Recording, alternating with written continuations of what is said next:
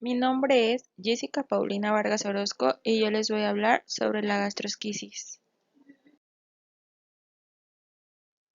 La gastrosquisis es un defecto de la pared abdominal, el cual se encuentra ubicado a la derecha del cordón umbilical y este está en contacto con el líquido amniótico. En su fisiopatología podemos ver que la ausencia del saco permite al intestino que flote libremente en el líquido amniótico. Este puede ser irritante para el intestino, ya que como resultado puede aparecer edematoso, engrosado y semirrígido. Luego la cavidad abdominal está un poco desarrollada y el parto vaginal puede ser difícil por las vísceras externas y complicarse con daño. Las manifestaciones clínicas que se pueden encontrar en el recién nacido es que puede haber una ausencia del saco que rodea las vísceras. Las vísceras del recién nacido se encuentran hendidas comúnmente en el intestino delgado.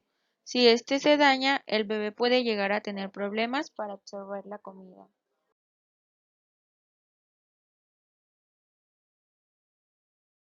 La sintomatología que puede presentar el bebé es protuberancia en el abdomen, el intestino que protruye a través de la pared abdominal cerca del cordón umbilical y problemas con el movimiento y la absorción intestinal debido a la exposición del intestino que está desprotegido y puede ser irritante o causa del líquido amniótico. Signos de alarma puede tener alza térmica o signos de sepsis, salida de líquidos por el borde de la bolsa de silo, hileo prolongado por más de 3 semanas, oliguria, dificultad para respirar y cianosis en miembros inferiores. Las causas principales de la gastrosquisis pueden ser los polimorfismos genéticos, la respuesta inmune de la madre frente a los antígenos paternos, e incluso se ha observado cierta asociación entre los fármacos antiinflamatorios como los vasoconstrictores. Sin embargo, comentan que las mujeres menores de 20 años presentan una tasa mayor de gastrosquisis, probablemente relacionada con el hábito del tabaquismo, el alcoholismo e incluso de drogas o bajo índice de masa corporal. También puede ser por una infección de orina. El principal diagnóstico de la gastrosquisis durante el embarazo puede ser por una ecografía. En esta se puede observar que la masa intestinal no cuenta con una membrana que la cubra y se encuentra flotando en el líquido amniótico.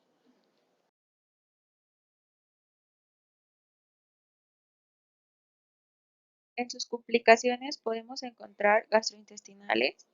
Dentro de ellas está la dismotilidad intestinal, la mala absorción, el síndrome de intestino corto. En el medio interno, trastorno hidroelectrolítico y metabólico. En las infecciosas, sepsis, peritonitis y neumonía. Y en quirúrgicas, riesgo de hemorragia, síndrome compartimental del abdomen y desprendimiento de la bolsa de silo. O puede ser una patología derivada de malformaciones asociadas. En el tratamiento, el principal es el ordinario. En este se coloca a los lactantes dentro de una bolsa orgánica de plástico caliente y llena de solución salina hasta la línea mamilar. La administración de antibióticos por vía intravenosa y para descomprimir el estómago se introduce una sonda orogástrica. Dentro de la estabilización preoperatoria debemos de tomar en cuenta que debemos de prevenir hipovolemia, aporte hídrico, estabilizar signos vitales y reposición de proteínas en el recién nacido. En el manejo operatorio hay un cierre que es el cierre primario o puede realizarse en etapas y se denomina cierre secundario o diferido. A su vez, cada una de estas tácticas puede realizarse sin sedación, con sedación y o analgesia o con anestesia general. A continuación, les voy a presentar los planes de cuidado sobre la gastrosquisis. El primer diagnóstico de enfermería Nanda es el riesgo de síndrome de muerte súbita del lactante.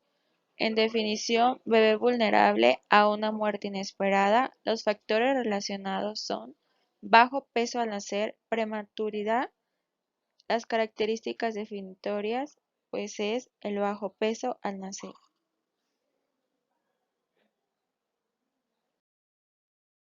En los resultados NOP, el principal es la adaptación del prematuro. En sus indicadores podemos observar que es la frecuencia cardíaca, el índice de edad gestacional, termorregulación, saturación de oxígeno menor a 85%, coloración cutánea y postura flexionada. Las intervenciones NIC, la primera es regulación de la temperatura perioperatoria. La clase es J, cuidados perioperatorios. Sus principales actividades son identificar y analizar el tipo de anestesia previsto para el paciente con el equipo quirúrgico. La 2, identificar los factores de riesgo del paciente al experimentar anomalías de la temperatura corporal. La 3, transportar al paciente utilizando el dispositivo de calentamiento. El 4, monitorizar los resultados de laboratorio, gasometría arterial, electrolitos. 5. Monitorizar los signos vitales, incluida la temperatura corporal central continua. La segunda intervención es regulación de la temperatura. Su primera actividad es comprobar la temperatura al menos cada 2 horas según corresponda. La segunda es vigilar la temperatura de recién nacido hasta que se estabilice. La tercera es colocar al recién nacido en incubadora o calentador si es necesario. La 4 es ajustar la temperatura ambiental a las necesidades del paciente y por último, instaurar un dispositivo de monitorización de temperatura central continua si es precisa. El segundo diagnóstico de enfermería NANDA es riesgo de déficit de volumen de líquidos. Su definición como tal es vulnerable a sufrir una disminución del volumen de líquidos intravascular, intersticial o intracelular, que puede poner en peligro la salud. Los principales factores relacionados son alteraciones que afectan la absorción de los líquidos. El resultado NOP es equilibrio hídrico. Sus principales indicadores son entradas y salidas diarias equilibradas, presión arterial, pulsos periféricos, humedad de membranas mucosas, hidratación cutánea. La primera intervención NIC es monitorización de líquidos. Su primera actividad es monitorizar el peso. La segunda actividad es monitorizar las entradas y salidas. Como tercera actividad, debemos de determinar la cantidad y tipo de ingesta de líquidos. Su cuarta actividad es identificar posibles factores de riesgo de desequilibrio de líquidos. Y la quinta actividad es determinar si el paciente presenta síntomas de alteraciones de los líquidos. Su segunda intervención es manejo de hipovolemia. Primera actividad, debemos de pesar al paciente a diario a la misma hora. Su segunda actividad, debemos de monitorizar el estado hemodinámico, incluyendo la frecuencia cardíaca. Monitorizar los signos de deshidratación. Monitorizar las entradas y salidas de los líquidos. Monitorizar el sitio de inserción del dispositivo de acceso vascular en busca de infiltración, flebitis e infección según corresponda. En el diagnóstico de NANDA encontramos el riesgo de sangrado.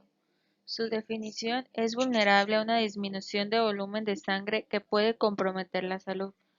Las causas es trastornos gastrointestinales. Su primer resultado NOC es severidad de la pérdida de sangre. Sus principales indicadores como tal son distensión abdominal, pérdida de calor corporal, palidez de piel y mucosas, pérdida sanguínea visible, hematuria y hemorragia postoperatoria.